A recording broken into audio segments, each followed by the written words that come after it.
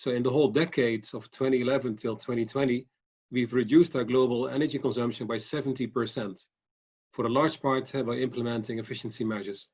But we also converted to 100% renewable electricity. And interestingly, one of the first countries where we completely converted to renewable electricity is the United States and the whole of North America. And last year we added to that Poland. In Poland, we have 25% of our global footprint because we have a big manufacturing site there.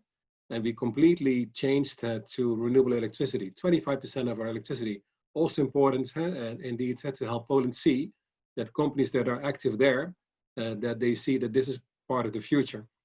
But then next to that, we improved our logistics. We worked with Maersk. We moved completely from anything in air shipments to fully shipping, and also the most sustainable shipping within their fleet. We reduced business travel and also made it more sustainable. And lastly, there's also some compensation you need to do for inevitable emissions, for transport, for business travel.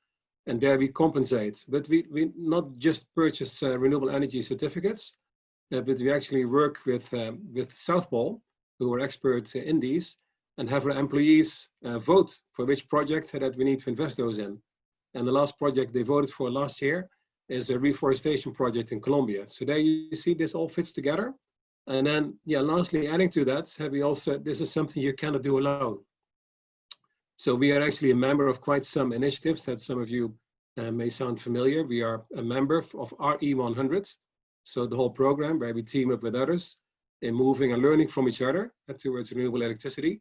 Also EV100, because we are converting our corporate car fleet to electric vehicles.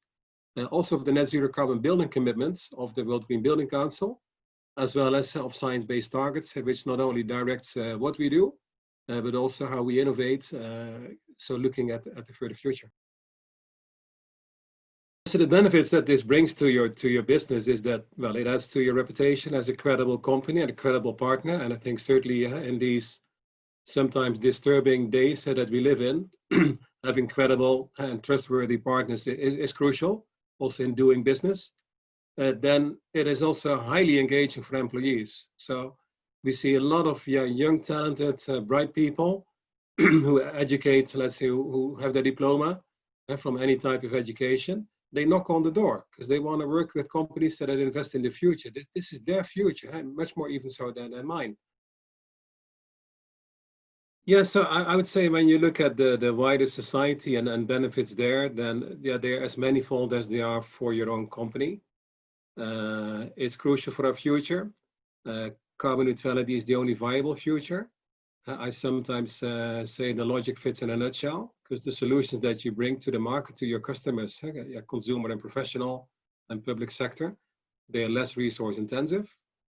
Through that, they are more economical, and they provide a better quality of life. The best way to serve any self-interest, so the best way also to serve your self-interest, is to invest in the common interest.